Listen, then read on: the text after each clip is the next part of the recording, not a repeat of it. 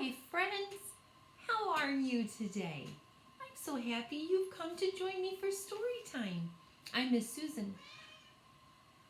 I'm from the Crystal Lake Public Library. And there's Miss Mabel. Hey Mabel! Mabel! Hold on 1 second. Do you remember my cat Mabel? Mabel, say hi to everybody. She doesn't want to stick around for story time. Well, believe it or not, that's what our story time is about today. My cat Mabel, she went to the vet because she had to have a little minor surgery. And she has just been released from the infamous cone that was around her neck.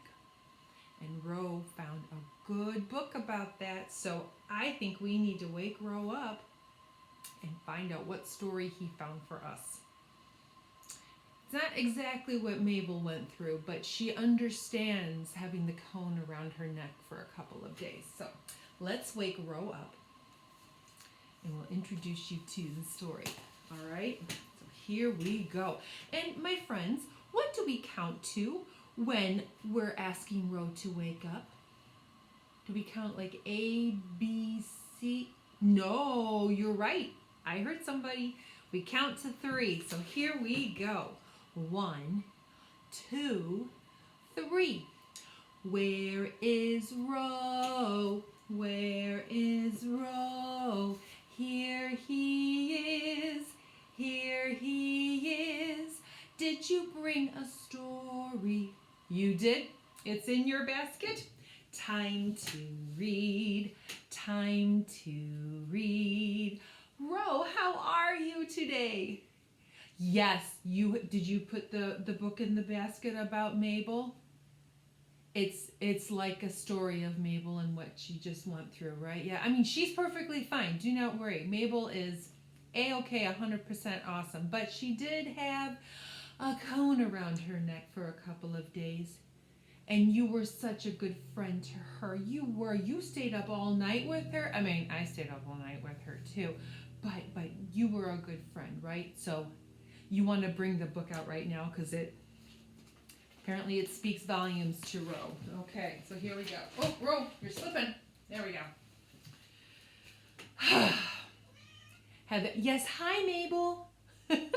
She wants to stick around. Maybe she's hungry. I don't know. So this is the book called Cone Cat. I had a cone cat in my house. She had something very similar around it, except the ribbon was green. All right, so this book is by Sarah Howden, and it was illustrated by Carmen Mock. And I believe this is through Owl Kids Publishing, and I have permission to read this out loud. So, Ro, the question of the moment is, are you going to stick around for story time? No? Because what? Yeah, it's been a long couple nights, hasn't it? Like you haven't done your usual routine with Mabel at night, right? So you're gonna go back to sleep. Hey, I don't blame you. Okay, so how about you say goodbye to your friends?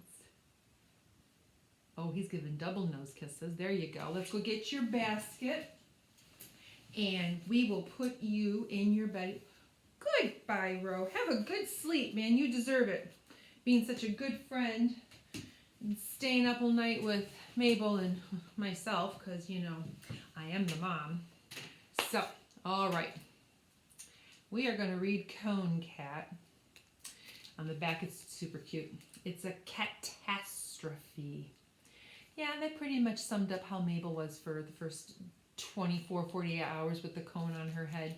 But believe me, what Jeremy does, this is the cat's name, Jeremy. Pretty creative. So here we go.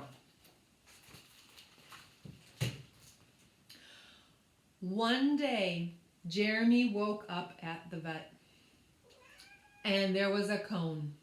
Yes, Mabel, do you remember the cone around your neck? Mm-hmm. Like a giant white bell, it bent his whiskers, blocked his view, and bungled his super cat senses.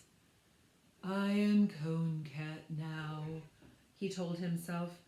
I will never be the same. Yeah, Mabel, she was a little crazy.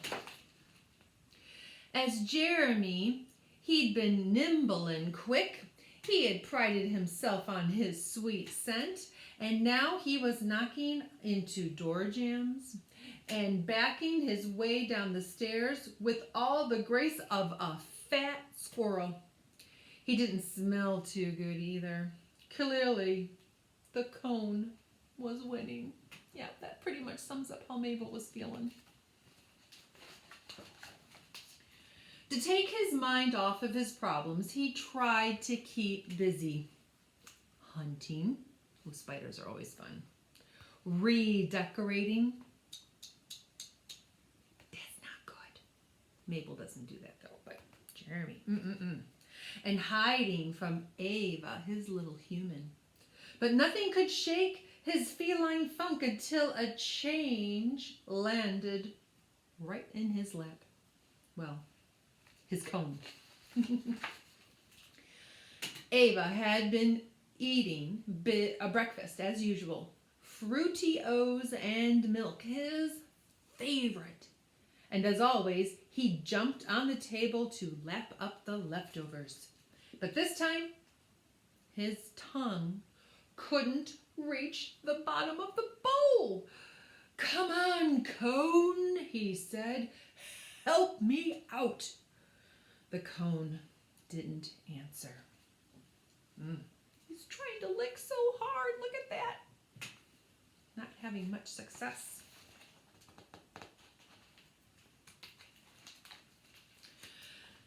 Then something magical happened. Just as the cone wilted like the saddest flower, the bowl tipped towards him, and milk and cereal poured into his mouth and into the cone too.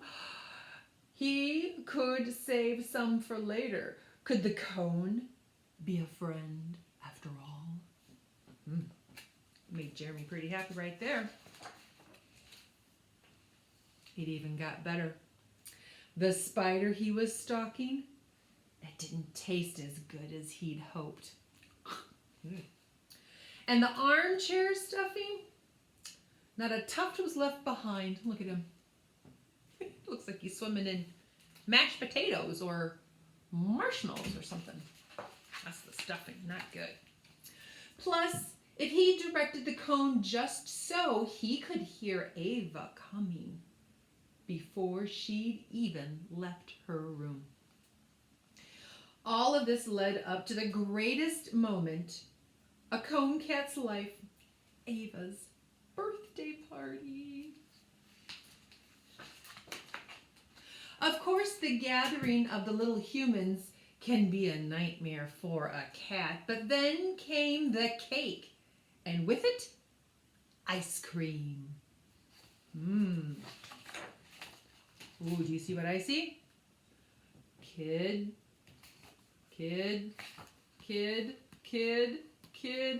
cat. Looks like he's carrying a bowl, doesn't it? Let's find out.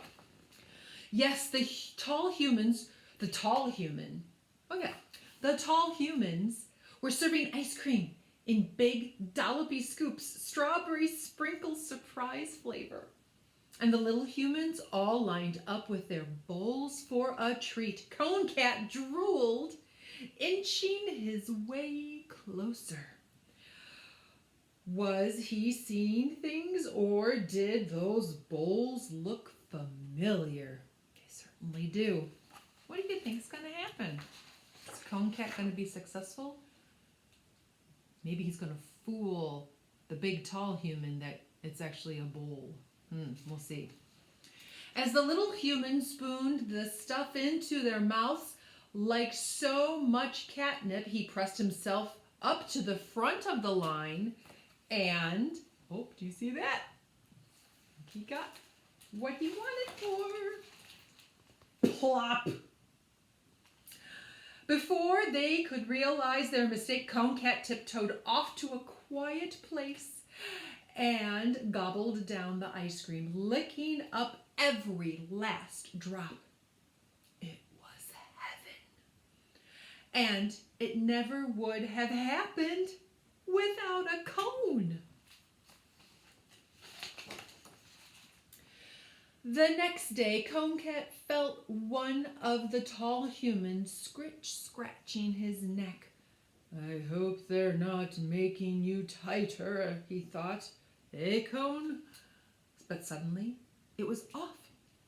His head was free again. Goodbye, he thought, as the human whisked the cone away. Goodbye forever.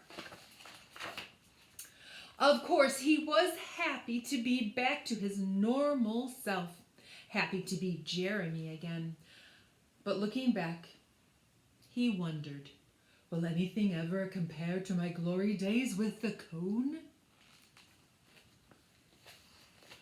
Uh-oh. Look, he fell. I didn't take him long to find out.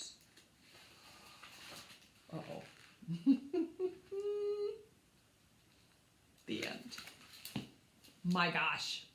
No, that didn't happen to Mabel. She only had the cone on for a couple of days and she was good as gold. So, you know, that cat's pretty darn creative, thinking that cone was a bowl, you know. He made the best of it. So, I am so happy you joined me for that little ditty of a story, Cone Cat, you know.